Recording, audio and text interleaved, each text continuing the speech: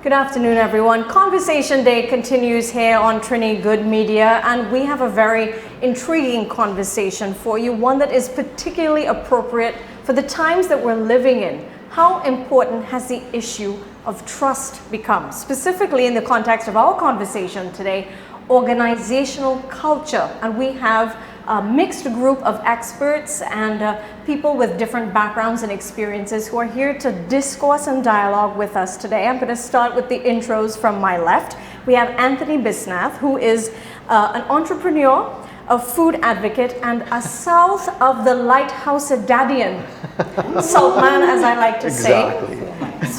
Going on then to the center, we have Daryl Joseph, who's a consulting psychologist and a director at Josal Consulting, and he has many years in employee assistance, and that issue in particular with COVID of helping managers deal with the leadership challenges and the stress that they're under, how they can guide their employees through this time. Yep. And at the end here we have Frances Hanson-Lewis. She is wife, mommy, geologist, and also has a background in environmental and social assessments. So we are coming together with very different perspectives here. But Daryl, I want to start with you because trust is something that we have seen diminish, almost plummet. If you think about the average sense of trust that we have with the people who are around us, people that we know, people in our family, people that we don't know, everybody has become a risk during COVID. Everybody has become possibly a health threat. And then that diminishing trust, in one sense, has also been alongside some catapulting trust in entities that you may normally take a second look at, be a little bit critical of, that it's almost been without question, some of the trust that we've seen placed in other entities. What have you seen in the last 3 months in terms of the way that we trust and don't trust people? Okay. Well, put things in context. Trust is the glue that keeps relationships together. Trust is also a prerequisite for safety and a sense of safety. When something like a pandemic happens, safety immediately goes out the door for the same reasons you said. You don't know if the person next to you has it, you don't know if you have it, you don't know if the next person you encounter, okay? In the workplace, and bring it into an organizational context, the challenges with respect to trust, for example, between, let's say, management and staff, these issues are amplified. There may have already been a level of distrust in many organizations, which, it's like people here, we're talking straight, right? That happens. Now, with all of the uncertainty as a result of COVID-19 and business and the impact on business, the issue of trust is even more highlighted and more important. Do I trust my manager when my manager tells me my job is safe? Do I trust the organization when the organization says we're not going under, we're doing well? Right. What about that organization over there that just let go 300 people? Is that happening to me next? So trust is always an important and key element, but it's magnified 1,000 times now in an organizational context in particular. How much do you think that mistrust or uncertainty about trust gets amplified because of so much of what we don't know, which is in this situation one of the most unique experiences we've all been through in our lives? This global health situation that we can't predict, that we can't control, and we don't know a lot about, especially in the beginning. We know a lot more now. But do you think that makes the ability to invest trust a lot more difficult? Anthony? Absolutely. As a business owner, when this entire pandemic started, we were reliant on all of our decisions, and we couldn't even plan for the medium term or for the long term. We were literally planning for day-to-day activities. We did not know what was going to happen next. And the way we made our decisions was by the information that we received, and many times fellow business owners would call up one another, WhatsApp one another, hey, did you guys hear the news? Hear the news, but where is the news coming from, right? So we have this cliche that's come up, the new normal, right? But the new normal isn't really a COVID term. The new normal for us has been the 24/7 news cycle and where the news comes from, a lot of times from unverified sources. So I may have a fellow business owner who will WhatsApp me and said, hey, I heard this decision was made to shut down businesses from tomorrow. Yeah. Do I believe that? Do I Right. trust him? Right. Right? Do I Yeah. make my decision for There tomorrow was a based lot on of him? that. Right? Yeah. And where is he getting his news from? So he Right. may say, well, I saw it on Facebook. Who did you see it from? Right? So, like when we were all growing up, regardless of whether it was the 70s, 80s, or 90s, we always teased the other kids who would snitch on us as being the news carriers. Right. Now, all of us have grown up in some way, fashion, or form as being the news carriers, but it's really important that we know where that news is coming from and trust those sources. Because also, as someone who's worked in the corporate world and having to commute from south of the Lighthouse up to Port of Spain, we speak about so many productive hours being lost in traffic. And that's always a revolving conversation that's hovering around, and the solution for that is always about decentralization, right? But how many productive hours are lost when we don't trust where our news is coming from? Because we're making decisions on reliable sources, and when we make a decision and we realize that it's been premised on wrong news or incorrect news, now we have to go back and dial that back, where we've lost the trust of some of our employees, some of our supporting businesses. So as a business owner, trusting where that news comes from that impacts your day-to-day, your week-to-week, your month-to-month, or where you're going to be at the end of the year. It's so important. So I feel like the spotlight just went this way. Yes. Because organizational culture, steering both your fellow managers and your employees through an uncertain time, means that you need solid information. Yeah. And a lot of people decided to bypass the normal purveyors and filters of the information and go straight to the source. And the source had a lot of time to speak directly to people. When you're dealing with clients, when you're dealing with decisions to do with your children, to do with your business, how did you decide that you were going to make choices for the next day, for the next week, for the next month? Did you prefer the distilled, filtered version, or were you sitting down there getting it firsthand? All right, so let me give it to you from my perspective. I have a science background, so that this whole thing was very interesting for me in the way that information came about. And no, I definitely am one. I'm also a news hound. So I am on social media. I do a lot of reading of various news articles, and I'm very particular about where that news comes from. The trust part of it now is where the science came in for me. This is a novel coronavirus. So it's we have had coronaviruses that we've known since the 60s now. That's what we have read. However, this was the first, our first interaction with this particular one, and we did not know too much about the disease.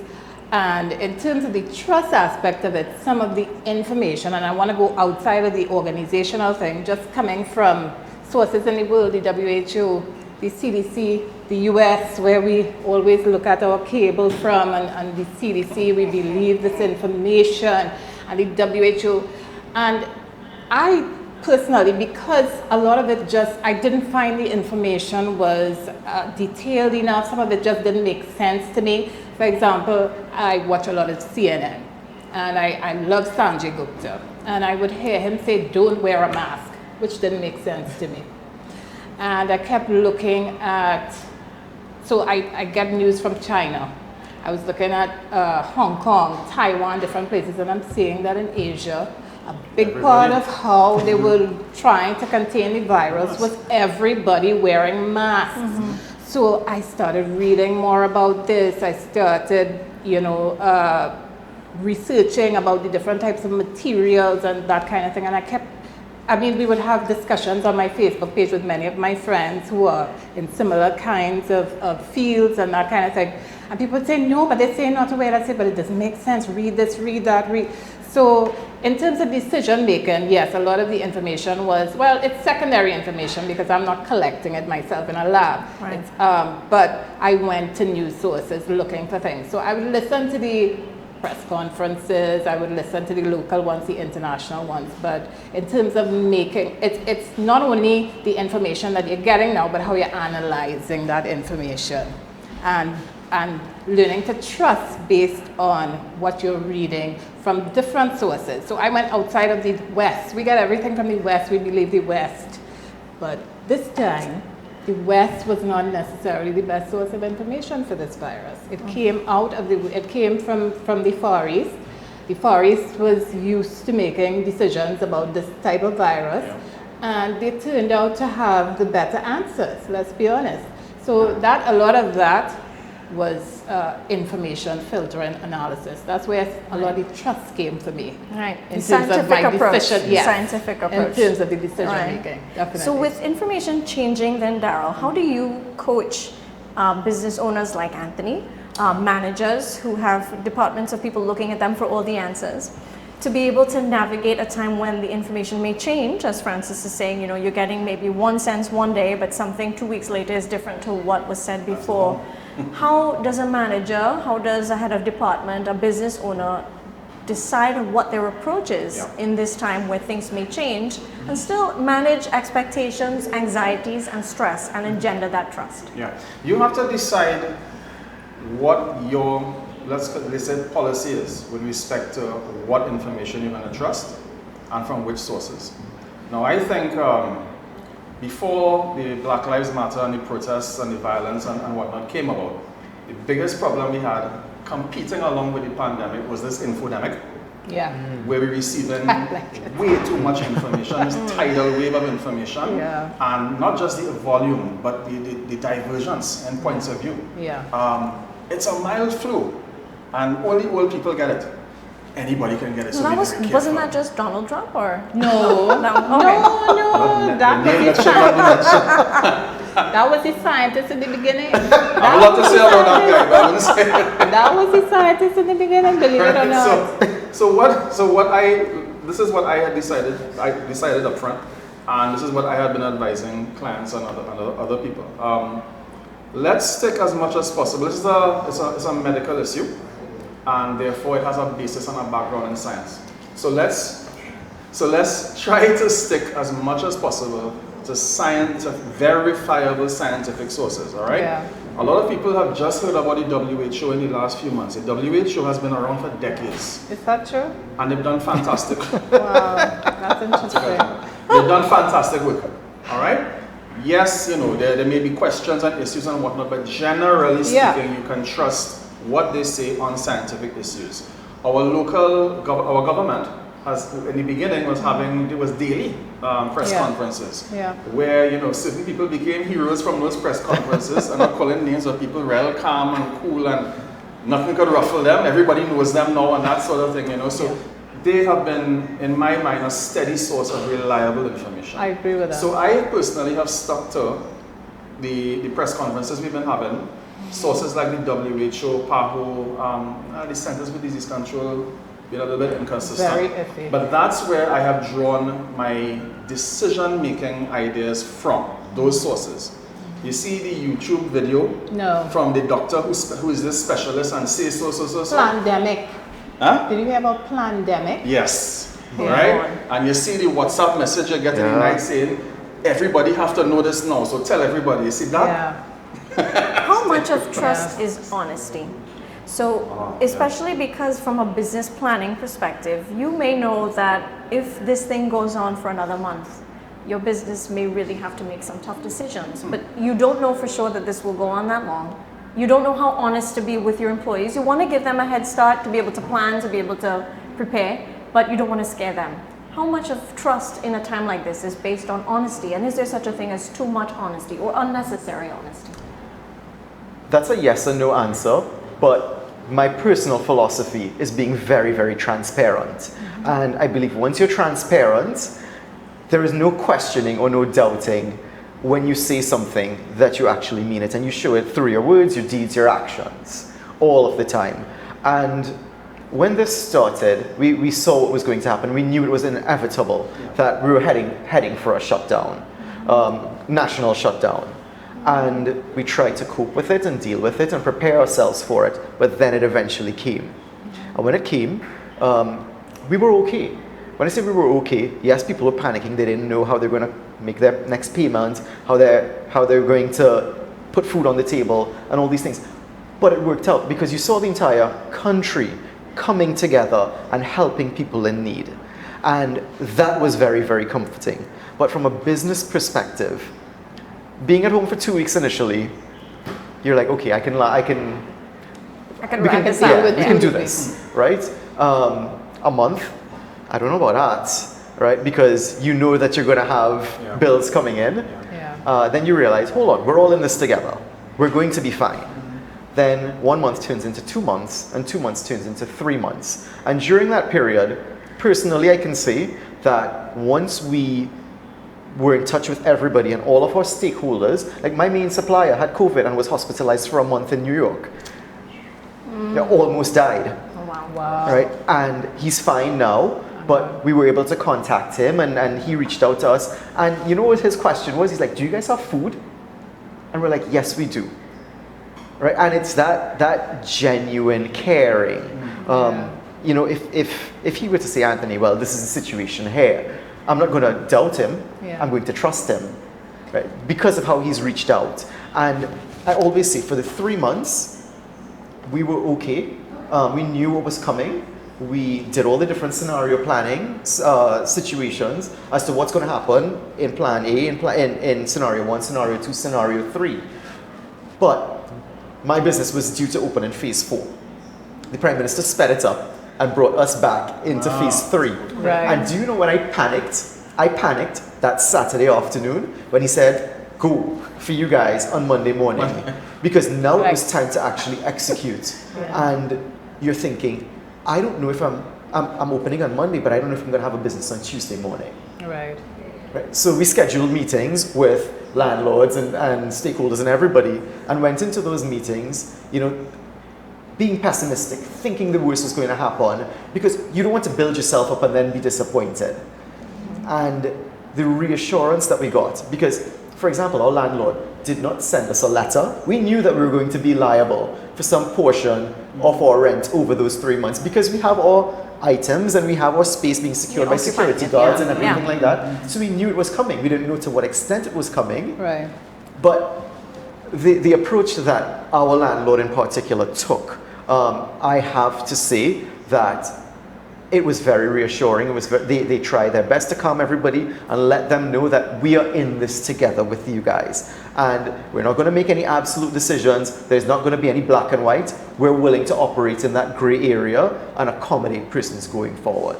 So hearing that from them and seeing their actions over the last 3 months leads us to trust them when they say that they're going to be there for you. Sure. I would love to follow up on something that he just talked about, which was when you guys gave me that topic about trust. It's so much about relationships, existing relationships. What's your existing relationship with the leader of your organization, the leader of your country, the leader of whoever is giving you information? And the trust is based on that. If you have a consistent relationship where you have always come across and been reasonable, you have always been honest and straightforward and transparent, the trust automatically follows. But if I have had experiences with you in the past where you have not been honest, you have been unfair, you are unreasonable, and many other things, there is where the trust starts to leak off. So I'm sure that you had wonderful experiences with suppliers and different people, but there are people whose relationship with their landlord, their supplier, their whatever, their boss is not the same. So it's kind of like, oh God, what's going to happen? So that's the trust comes from that. It comes from consistent actions and behaviors and attitudes. And that's where it's built. It's built before the event. Right. So there's a certain sense that in this relationship, I have value. I can trust that you see my value. Yes, my value, but it's not only about me. It's about what I get from you. It's what do you usually give to me and others. Right. It's about you, the person I'm interacting with, character and reliability, credibility, and these kinds of, it's built before. And the trust happens. Now there's an event, I can trust you. Think about a relationship. You have a long-term relationship with your spouse or somebody. if some event happens and somebody comes and said, you know, this so happened, you know, and you need to do whatever, your judgment, the trust or lack of trust you have is based on actions of this person before. What happens to the people who've had their trust broken by this situation so that their organization could not afford to support them anymore? Their organization may still have them at home because there are just too many question marks, and that may not be the fault of the organization. They've been through the ringer with this experience, but that doesn't mean that the individual employee is not nursing a wound. So there may be a rational explanation for it, but there's hurt. Trust has, especially when it's breached, there's an emotional reaction. Exactly. How do you navigate getting through that breach of trust or that offense to your sense of trust, to be able to trust what is still an uncertain situation going ahead? Can I call a friend? I don't know if that option's available in this game show. That's a very, very hard question, Faine. There's no easy answer for something like that, especially where the break in trust, let's say, has a legitimate reason, right? I trusted that my company would be able to hold on to me and pay me, and they really can't.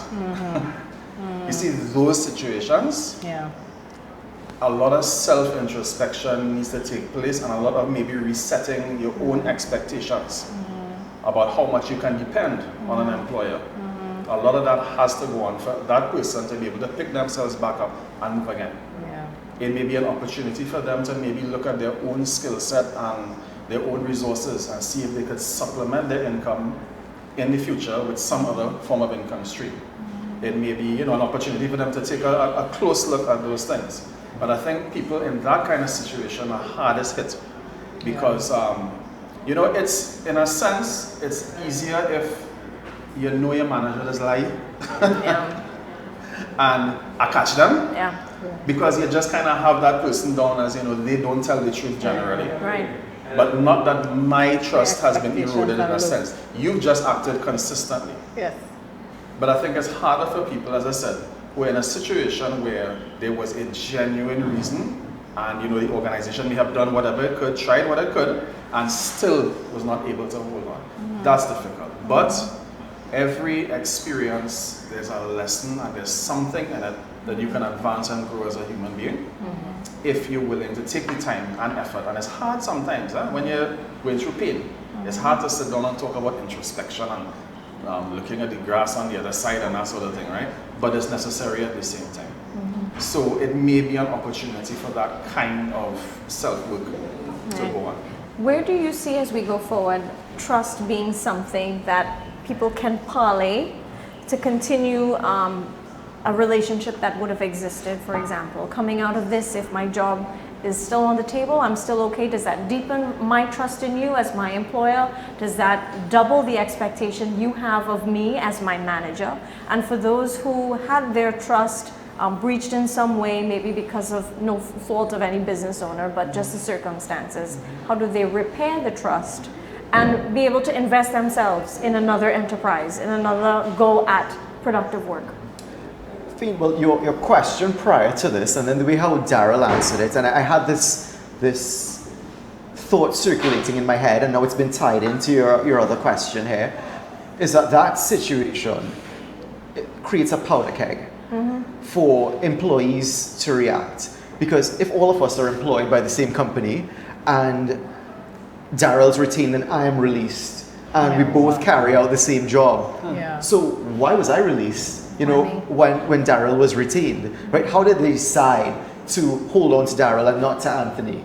And what's my reaction going to be to that, right? Because all of a sudden, all I know is I'm jobless now, and I may hold this resentment towards the company, towards my manager, but I may channel some of that towards Daryl, right? And I think I don't want to say that we've seen a little bit of it, but right on the heels of the pandemic, we've seen local business owners, some local business owners who've put their foot in their mouth with the Black Lives Matter versus the All Lives Matter issue and not understanding the context of using certain frames. Some people for their business and maybe for themselves, just always want to be relevant. So they maybe don't ascribe to one thing, but they don't fully understand it, put their foot in their mouth and say something else, not understanding the gravity of stating something like that.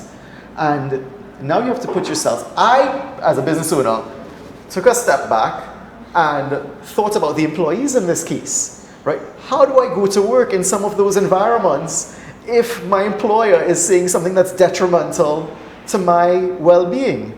How right? about saying nothing? Is it because is it because he's writing my check or putting money in an envelope at the end of the week or the end of the month that I'm okay with this? Right. Yeah. Because when he tells me something now, how do I trust it based on what he's just said or what she's just said? Yeah. So, as I said, this is a powder keg, especially with the emotional roller coaster that all of us have been through, no matter what our position is, what our job is, what our responsibilities are. Do you think that this has taught us to be more scrutinizing in whom we trust? You, with your scientific evaluation of things, this was a health crisis, so you would think that you would really have to pay attention to what you decided was true, where you got that information from. Gosh. Do you think we're over things like I'm such a fake bad news example and because I'm like that all the time. okay. But I think that, I think that a lot of people would have had that experience because of, you have to pay attention. You know, very often we're going about our daily lives on the hamster wheel and there's news going on, there's things going on in the world and we're just not paying attention. So I think that people will, right reasonable thinking people will be scrutinizing information, hopefully vetting the sources they're getting information from, being more analytical in terms of, thinking about how things happen, even going back to work, we're talking about trust. And am I trusting that really Trinidad is COVID-free? Do I trust that? They've told us this. I've heard a lot of people saying, oh no, we've had COVID here since Carnival, blah, blah, blah. Don't make sense to me, but okay. So there's that. Do I trust that I'm going back into the work environment and it's really clean and appropriate for me? I'm going to be sharing spaces, I'm sharing air. So there's that kind of, so you'll have people, I think the alertness is heightened from that point of view, and that it will require time and consistent action on the parts of leaders within organizations to let people know that, because this is, so this is a HSSE issue, this is, we're getting into health and safety here, and so there's that part of it. Am I safe in the workplace? Will I remain healthy? Can I trust that when the cleaners say they're really wiping down these surfaces with things that they really didn't say, not this today, that type of thing. So all these areas, yes, I think that there will be that scrutiny and that heightened alertness for some time until it is proven that, hey, you know what, I've been back to work for a month and I'm okay, my family is okay. You'll find that, and they reopen the borders and I'm still okay. So that's an interesting scenario in the sense that, so we've debated on one hand as a country whether or not there was COVID for Carnival, but now we're debating whether there's still COVID in the country. Because there haven't been any new cases for over a month, barring that one person who came in via the air ambulance. So is this the time when trust that we placed in the organization to make sure that if they sent us out on the job for work, that we got the PPE, that we had the hand sanitizer dispensers fully stocked, the sinks were working, the soap was refilled, but there's no COVID. I mean, is this the time where trust slips up because we get slack? And what dangers lie there in that scenario for an employer, for a manager, for a company? We're in a really, really tricky spot right now. I don't know if anybody realized that, but there are no published guidelines for the scenario we find ourselves in right now. A country that has not just controlled the spread, but it has no evidence of further cases. Very true. There are no published guidelines for that. And I was looking for that because the question was asked, are we really COVID-free and how can we tell? All we can go by is what the authorities tell us the results of testing is. And to some degree by our own common sense. All right. But my son, we were having this conversation at home, my son was saying, but Daddy, we have goods still coming into the country all the time. And we just have to trust that the source that they're originating from is sanitizing them properly. And you have to spray them down too, you know. You can't Yeah. just trust the source. You know, God help those who help themselves, That has right? become part of We the have to routine. trust that all of that is happening, Yeah. right? We also have to trust that, you know, we have always had a problem with people entering the country illegally. Yes. And we've never been able to get a handle on how many and when. And That's so right. what, that just stopped because of COVID-19? No, So it is entirely possible that we do have sources within the country. it is possible. Each person, I think, has to make their own determination of how much and how far they're going to take that element of trust, where the disease itself is concerned. There are things that we know, for example, wearing a mask can at the very least prevent you from transmitting it to other people. Maybe it stops it from coming in as well. We know, because it's universally accepted, that washing hands and sanitizing. So we have to decide individually how much of that discipline and how much of that rigor are we going to upkeep. Are we going to keep a certain distance away from, are we going to avoid the hugging? That was the first topic today, I think, right? Yeah. Yeah, that was a kind of rough one. Are we going to avoid it, right? But we as individuals have to make those decisions on our own. Yes, you know, we listen to what the authorities, what managers, what they tell us, but each person has to be mature for God for once, you know, mature enough to make decisions for the safety of yourself and the people that you love. People around. I want to take it back to where we started as we enter the final minutes of the conversation. So we spoke about trust in one another, beyond the organization, but just in general in one another, whether it's father, daughter, grandchildren, grandmother, co-worker, friend, etc. It diminished so much because everybody was a potential virus spreader. As we head back, for example, into June 22nd, where as long as things remain the same, we're going to be opening up that more social, communal, recreation sector. Yeah. Are we going to see trust continue to be repaired? Trust in each other, trust in our normal social settings? I mean, Trinis are very resilient. I'm almost sure everybody is just holding on tight for the first lime come June 22nd, bars open 9 a.m. on a morning. Is it just back to normal and how we are with each other? Or does the new normal that we've been told is going to be the new normal for a while, will that still apply? That's still healthy or over healthy dose of caution? Final answers very I'll quickly. jump, yeah. I prefer to err on the side of caution. All right? To be perfectly honest, I'm a little bit scared because I think, you know, as Trinis, we like to rush in. Yeah. So I am frightened. Okay.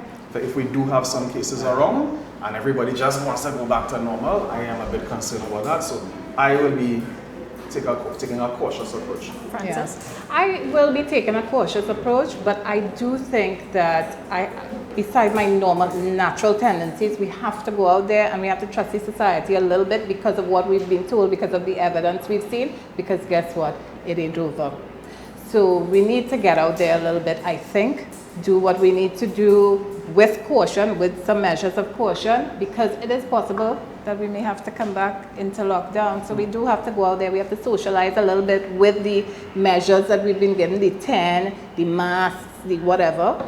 But we have to get back out there a little bit because it seems that we have managed it pretty well here in terms of the virus itself, you know, and we have managed it and managed to keep it out of the society at large. I think it's important for us to trust a little bit, be cautious, but go out there.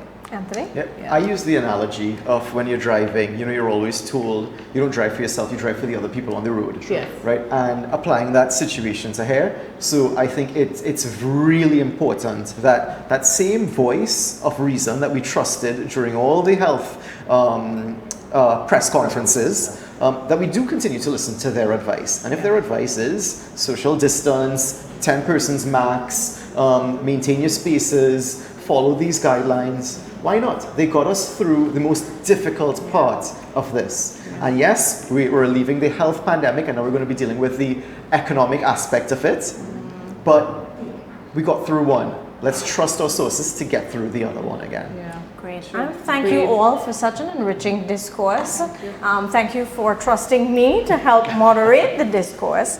And I appreciate all of the perspectives that you all brought to the table. I'm sure that all of our viewers on the live stream enjoyed our version, our portion of Conversation Day. We're wrapping this segment, but don't go anywhere because in a short turnaround, you'll be hitting the next topic with the next moderator and another group of guests. Take care.